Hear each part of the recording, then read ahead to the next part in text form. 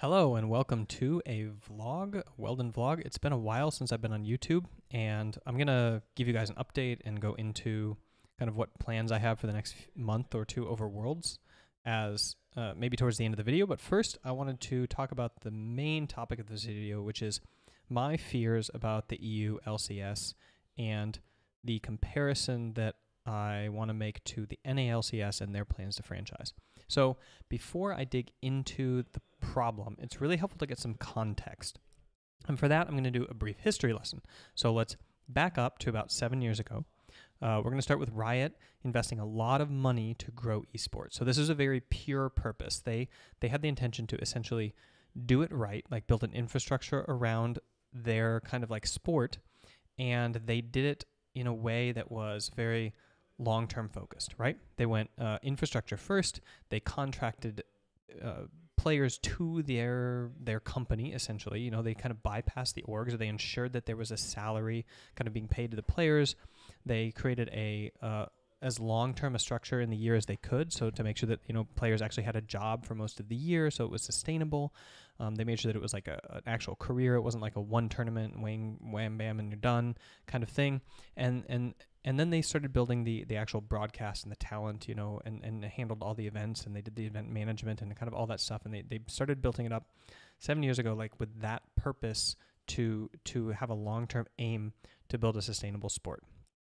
And they built it up to the point a couple of years ago where it was a successful content marketing engine. So the idea here, if you don't understand content marketing, it's quite simply that you produce content and that content markets the product for you. Now, it's really important to understand that sport and esport in general is a branding engine, meaning it's very hard to measure the impact on sales that something like a sport game where you have a jersey tag, you know, with a sponsor, what direct impact that has on sales. It's much easier to measure a Facebook ad for sales of an Ari skin, and then you can see how many people see it, you can see how many people click it, you can see how many people buy it. But how do you measure, you know, somebody watching the LCS converting to buying a skin? Well, it's really difficult to do that. So it was very difficult for Riot to see the value that their content marketing that they were doing had in terms of their impact on sales and the growth of their company, because there was no direct connection with sales, right? It was branding, not marketing. Or sorry, it was branding, not sales. So like I said, hard to measure. Now, about 2 years ago, I guess maybe more or less from 2014, 15, 16, kind of going along in there, a couple of problems surfaced all at once. And they all came to a head in 2016. Athlete life got real, meaning that the bell curve of people who were competing forced people at the top to have to treat themselves as athletes in order to stay at the top. So a couple of pros retired because they couldn't hack it. A couple of pros adapted and stayed in the scene. We're talking people like, you know, Double Lift, who were like, okay, I'm gonna go all in on this athletic life kind of thing, and a couple of people actually dropped out and then came back later on when salaries like went back up and made sense again. So first of all, athlete life got real, meaning that the time commitment to become a top level esport athlete in League of Legends like went through the roof.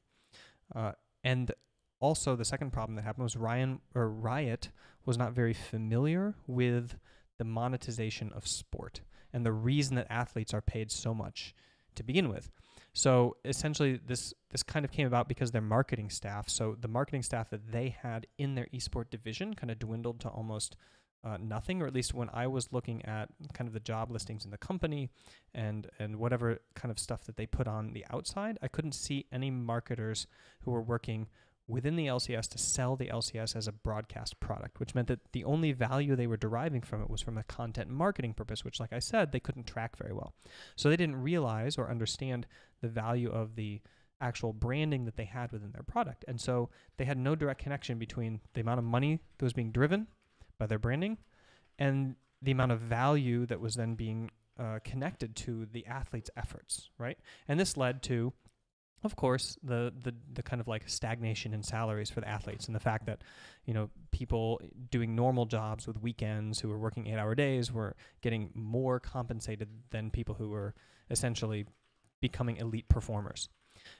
Luckily, the teams communicated this, and Riot pretty much immediately acted. The first thing they did was they boosted prize pools and salaries, and then they sought a partner. In terms of long term, they sought a partner to start monetizing the broadcast and the sport directly, get this direct connection between athlete performance and value, so that they could properly reward the athletes. And this is important, as the value grows, they would have a direct connection between, like, okay, the athletes should be being paid this much, and now the sport's dying, let's say 20 years from now or something, and now their pay should be going down. So like they have a more like of a pulse. If you have some sort of like broadcast monetization, you have a pulse of like how much value is being driven by the sport, and you can directly pay the people involved with what's happening, instead of doing this like roundabout marketing budget where you're selling skins and digital products, and you have this branding initiative over here that's creating content that's kind of like not directly connected to that.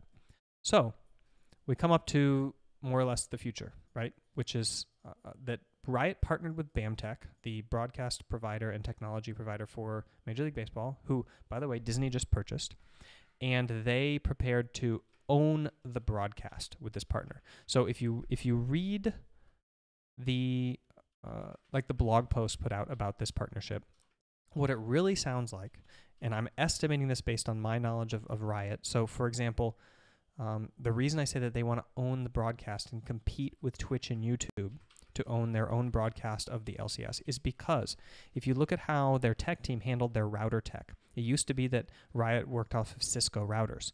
Now, long about like, gosh, I want to say like 5 years ago or 6 years ago, they started running into issues where the cost of using the router and the quality of the routing they were getting was just not commensurate with what they wanted.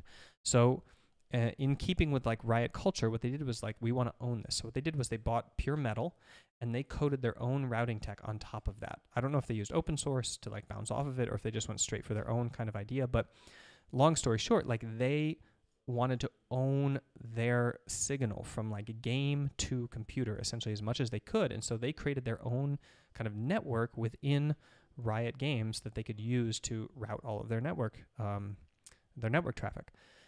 Then, if you look at what they did with the internet, they were kind of unhappy with how their game might be throttled or like treated in terms of traffic over the global internet.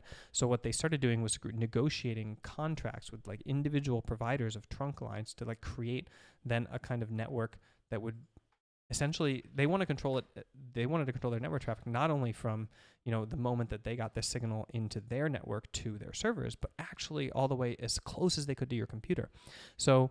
And this kind of like mentality extends all the way even into how they do the broadcast, where unlike, for example, Steam, which had a very open kind of approach to CSGO, Riot wanted to make sure that they had really high levels of production. They brought everything in-house. They owned the casters. They owned the broadcast team. They even contracted the players, and the players worked for Riot, even though they also worked for the orgs. So it was this very like kind of like completely involved approach and very like quality controlled approach. And so, of course, my perception of the BAMTech documents that they put out is that it looks like what they want to do is create an app or a web app or a mobile app where they will compete with Twitch and YouTube to broadcast their own, to own the broadcast of the LCS. And this makes a lot of sense if you really think about it, because imagine if you're watching the LCS on Riot Games' own web app, right? You could maybe click a button that would switch you to the bot lane stream. You could click a button that would switch you to the mid lane stream. You could push a button that would like pop up all these stats, or you could watch with a co-companion on your phone at the same time, and maybe you have the mini map here and you have the main broadcast there, and you can flip between where you want to watch on the mini map. All these amazing broadcast potentials become realized when Riot owns the technology of the broadcast itself. And then on top of that, they get to intervene, because right now Twitch and YouTube are monetizing the broadcast on top of Riot. Not really, right? Because Riot is saying like they have drive a lot of traffic for Twitch, so obviously they can say you're not allowed to run ads on our broadcast, and they can say to YouTube too. Otherwise, that they would pull it off. They have the power because they have the viewership, but I think that they're working with Twitch and YouTube to kind of like monetize the broadcast a little bit, but that's not ideal. They want to be working they want the sponsors working directly with BAMTech and monetizing directly into the broadcast, or they want the sponsors working directly with Riot, not even BAMTech, in order to monetize directly on the broadcast itself in terms of content. Like the Acer, the Predator replays that they were doing in the, I think it was the EU LCS, yeah. So these are more ideal ways of handling their own kind of technology, and I think that is where the NALCS is headed with the franchising and the establishment of this very commercial attachment of value to the actual sport broadcast. Now, the problem is that the EU LCS does not benefit from this because Riot Los Angeles sees this as a North American deal. And I kind of understand where their approach is coming from, and I kind of don't. And I wanted to explain kind of my concerns with that and how it might impact the future of the EU LCS right now. So, first of all, Riot are now and have always been very hesitant about EU. They have some kind of minor confusion about the reason that they should be involved with Europe or not involved with Europe, and they kind of want to do the thing that they've done with many different regions, which is to grant them their own kind of agency and their ability to like decide their own fate and their own direction. And they use that as an excuse sometimes to pass the buck on decisions that should be universal. And they do want the strong independence, which would be fine most of the time, except for the following problems. And the problems are that the EU LCS has basically been as instrumental as the North American LCS in terms of the development of the LCS, like the two championship leagues. And so the fact that now all of this attention and traffic is being like rewarded to the NALCS, but the EU LCS is kind of left out of this kind of deal when in reality the technology that's developed in the NALCS is then going to probably be brought to EU and used to broadcast EU also.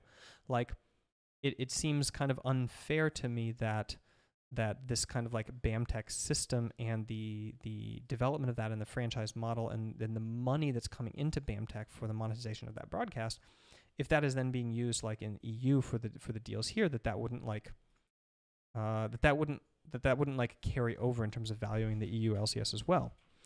The second problem is that LA and Riot in general are like a Silicon Valley startup, right? So Riot kind of came out of the west coast of the United States, where you have the Silicon Valley approach to innovation, quick thinking, breaking the mold, competing with the big boys. So this like take no prisoners, act now and ask permission later kind of approach is why things like building your own router system, building your own internet, throwing like not building League of Legends on top of like an engine, but building your own engine. All of these things that is like the lifeblood of Riot.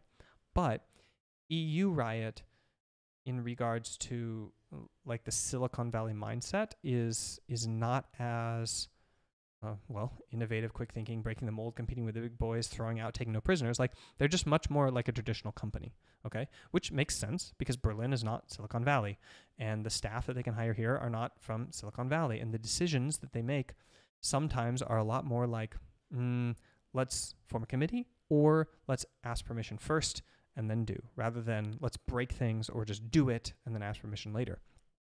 And part of that, by the way, is because they're a sub part of Riot, right? And the headquarters is in Los Angeles. So part of it is like kind of like the daughter or son kind of complex. But part of it is honestly just the culture of the environment. Like when you exist in a place where you're competing, with Google and Facebook, and they're down the street, and you're in Los Angeles, and you have like Snapchat over there, and they're all doing these crazy things and trying to compete and take over the world, you get that mentality as well in your management and in your executive teams and in the culture of the office. Now, that actually might exist quite a bit in the Irish offices of Riot, because if you look at like where EU is situated in terms of Ireland, what you see is that like they're right across the street from Google and Facebook and all of these other companies, and like those employees are bouncing back and forth between these tech companies. I'm assuming, especially if you look at the job ads for people in that area, in the area where all these tech companies are centering in Ireland, then you kind of see that like it's turning into this hub for tech innovation. But being here in Berlin, I feel this like very, very like tech, like startup-y environment mixed with this very German kind of traditional business culture. And for me, that seems like it would be a culture that would be hard to break.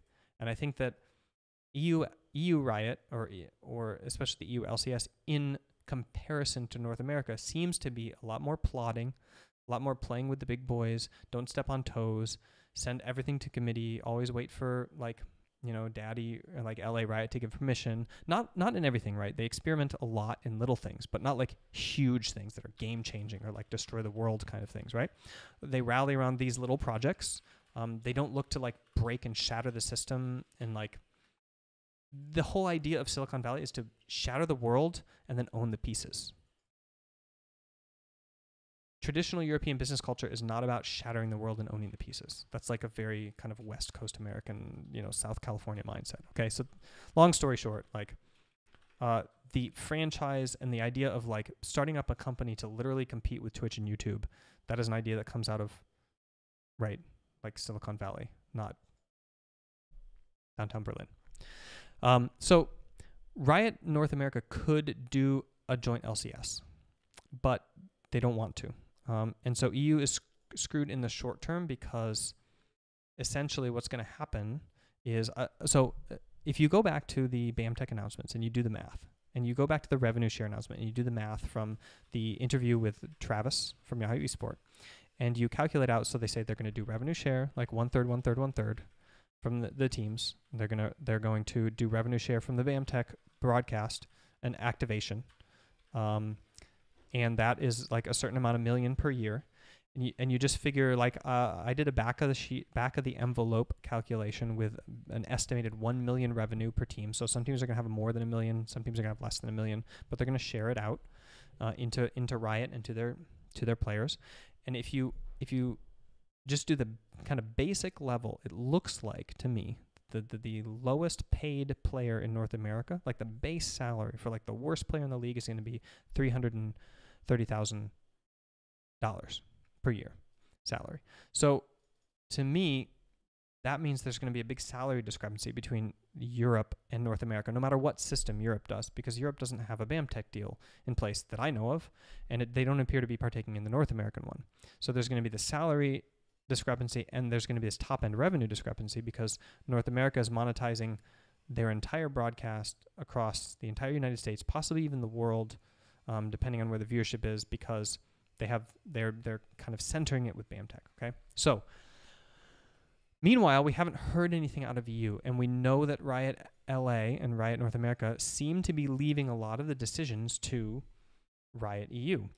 It seems like they want to kind of, they don't want to step on toes, and they want this strong independence, and they want to find a solution that's appropriate for the region, right?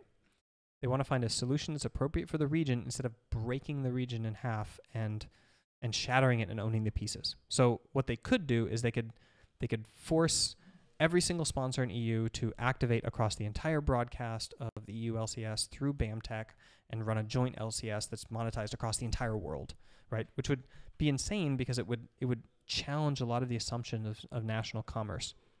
It would go along with this idea of like saying, hey, if you want to negotiate with us, you need to like purchase advertisement products, you know, that are shown through our app to people who are local to you, but like you're dealing with one unified company, like globally, in the way Snapchat does. So if I'm watching Snaps in Finland, I get Finnish ads because people, like small businesses, can go onto Snapchat and buy ads that are specifically targeted to that region. So for the BAMTech app, if they created a technology that could do this, essentially they could broadcast you the LCS, the EU LCS, the NA LCS, whatever, and no matter where you are, you could see an ad from like somebody down the street, like a knitting factory that's like wants to sell you a sweater, and they buy like a cheap ad just for you, right? So they could like do this kind of like advertising model that's very common in tech companies nowadays. But it seems like they want to delay that. They don't have the tech in place. Maybe they haven't developed the app. Maybe they don't have the data. But whatever it is, they're leaving the EU LCS to kind of like figure out their own thing for now, instead of making it like a joint worldwide project. I don't know any of this, obviously. Like this is all just like estimation, right, from looking at the outside. So what are the long-term things that could work for the EU LCS? Well, there's a lot of rumors going around, and I'm pretty sure eventually Riot is going to announce something. But one possible outcome is that they merge with the NA LCS, they become a joint broadcast. That's unlikely because of the way commerce is done in the EU. a lot of the countries seem to want to like advertise only to that country, right? So like Logitech Spain wants to advertise to Logitech users wants to advertise to Spain, and Logitech Germany wants to advertise to Germany. They don't want to like buy, sponsorship activation over the entire EU and send advertisements to the UK, and they want to like advertise in French for the French crowd. Okay, so it seems like that whole unification thing is not going to happen, at least until there's some sort of amazing technology that comes out that when Riot owns the broadcast and they can tailor it to the individual viewer. So then the other option that I see as a possible future for the European LCS is like kind of this like status quo, I guess, or an expansion of the national leagues, or finding their own technology partner in Europe to build their own version of like the BAMTech deal, which seems like really likely actually. You could maybe coming out of Ireland, there could be some tech company that is handling broadcast for football teams or whatever, or Riot itself in Europe could decide that they want to build their own app and monetize it like like in a region specific way, making sure that viewers from one region see one broadcast and viewers from another region see another broadcast. Riot EU has worked, if you look at the like different language broadcasts, they don't always work with Riot employees. They often work with partners. So if you look at like the German broadcast is from this like independent company. I think the French one as well. I can't remember now if it's like part of Riot now or if it was independent for a while. It seems like they work with an independent partner, and if that's working, then they keep it up. And if it's not, then they either end the deal or they replace them with like a Riot production, right? So it could be that they form a lot of little partnerships with like, I don't know. I really can't think of a solution that is both innovative and pushes the envelope and like solves all of Europe's problems as like a league place, and at the same time like pushes the envelope and says, this is our vision of how we want sport to be in the future, and we take no prisoners. We will get there. Kind of like everybody who wants to do business with us and buy our amazing audience members' attention has to do business in this way.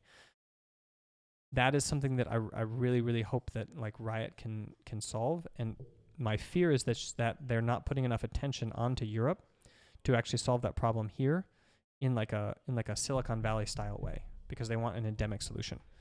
And then my second fear is that an endemic solution coming out of Europe is going to be too traditional and not push the limits of esport forward the way that this BAMTech deal looks likely to do for Riot and ALCS. So yeah, that's my future thinking, and those are my estimations about what could be going on. And I hope that Riot makes an announcement sometime in the future, and I'm really excited for what that could be, because they seem to have a really strong track record of doing amazing things. But my fear is that for the next 3 to 5 years, the EU LCS is just going to be a little bit behind what NA is doing, and that's going to lead to a salary discrepancy and a revenue discrepancy, which is going to bleed talent out of the region. So, update. Time to give you guys an update on what I'm doing. So, somebody who's timestamping this video, you can put update right now, and that I'm done with the ranting and the raving. Okay, so we just won the semifinals and we're off to Paris. I'm going to be going to Paris in a few days to coach the finals, G2, and then we're off to South Korea to do our boot camp.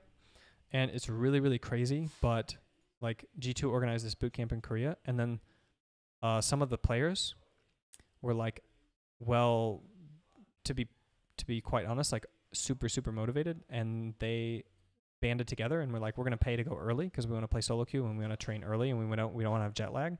And then it turned out that more of them did that, and then now it seems like all of the players are like basically paying their own way to go to Korea early and have set up their own situation with like training place in Korea to actually go, and now they're even starting to arrange their own scrims because they wanted to even start scrimming early. So this is like the ideal situation for any father or coach or like fan to be in, when your team is so motivated and so empowered that not only are they like doing everything that's like required for them by their position, right, but then on top of that they're like so motivated and excited to perform that they're actually like spending their own money improve and to like go above and beyond. That's really exceptional. So I'm really excited to be a G2 fan, and I'm really excited for all the G2 fans that their team is so awesome as to like be that motivated and to do that, and not really to make a big deal out of it. You know, they didn't make a big announcement or anything. They just kind of like decided for their own purposes that this is what they were going to do. And then I will join them in Korea, and we'll train until we head off to China, and that will be, that'll be around the beginning of October, and then we'll have Worlds. So the other things I'm doing, I'm going to be trying to vlog through Worlds so that you guys can kind of follow the team's progress. I'm going to be doing the Ask Weldon show as an audio format. If you look up there, you can see that I have an anchor station now, which allows for you to call in questions, then I answer them. And then that kind of like turns into a podcast that you can subscribe to, which is cool. And nothing else of note. I'm working on, you should check out the app LolSumo. If you are interested at all in performance, in like self-improvement and using tools to optimize your items and things like that in League of Legends, then LolSumo is an app that I'm working with to do some cool stuff related to coaching with. So yeah, check out LolSumo.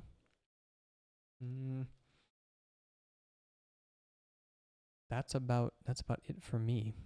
I'm really sorry that I haven't gotten you guys any videos recently. I hope that this one brought enough drama and excitement to stir the pot for a while. And yeah, reply in the comments below and tell me how it's going with you and what you've missed while I've been gone for the whole split, kind of coaching and working. And if you're really interested, in September I'll be doing a live stream, kind of announcing what we've been working on as far as coaching on my birthday, actually, September 5th. So I'll be turning 35 and communicating with you guys what's going on. So make sure to keep up to date for that. And also, this vlog is sponsored by mindgames.gg/tools, my reading list. You can sign up there for basically my top books. So I summarize all of my favorite books there in a single email so that you actually don't have to read the book, so that you can essentially learn what is in the book without having to read it. And then on top of that, you can also, of course, go read it yourself and see kind of what other tools that I use. It's a bunch of emails basically summarizing those tools, how to use them, and whenever possible, telling you the shortcuts that you need to know so that you don't actually have to read the entire book yourself. So make sure to check that out and sign up for that. Also, check out my Mac program, obviously. If you want to be trained at all, it's 49 videos online. Each of them contains like a mindfulness training section and then a lecture before and after. And it is the same program that I use with the pro teams that I work with. So mindfulness, acceptance, commitment, the very basic fundamentals of mental resilience. And I went through them with CLG, I went through them with TSM, I went through them with G2, and it's kind of like the basic requirement for how to control your emotions and not be raging and train with focus. And so that is just like $25 on my website, and you have permanent forever access, even as I upgrade the program, even as I improve it and add new things. Eventually I'll be able to come out with a phone app for it, at some point, if it ever is lucrative enough to pay for the programming. But right now it's just a series of videos hosted on the website, and you log into it, and then I upgrade those videos and add new exercises kind of as I improve the program and try it out more. And finally, Runtime. I'm sponsored by Runtime now. And this kind of came about because they're in the same building as Dojo Madness, where I'm working in Berlin, and they're think of it like a nutrition company, right? Not an energy drink company. This is basically a nutrition company that decided it's horrible that you have to order a pizza when you're hungry and you want a game. So what if you could get fast food that was healthier than ordering a pizza and ordering takeout, and also cheaper? So they made a meal replacement that, unlike most meal replacements, which is just for survival, this one is like tailored for performance. So it's basically designed for video game. The idea is to keep your blood glucose level like really steady, and at the same time provide everything you need in like a healthy meal. And that way your performance won't be affected by glucose swings, and your attention won't be like dramatically altered, and you won't get this like hunger symptoms, and you can burn for a long time and focus for a long time and game for a long time, and you're not eating just like a ton of carbohydrates and cheese essentially and grease. So right now I'm doing intermittent fasting. I don't know when you watch this video if I'm still going to be doing that. For about 8 weeks, I've been doing intermittent fasting, which means from 10 p.m. to 2 p.m. I don't eat anything. And then I like to break my fast with runtime because essentially it's the middle of the workday. It's already after lunch. It's before dinner.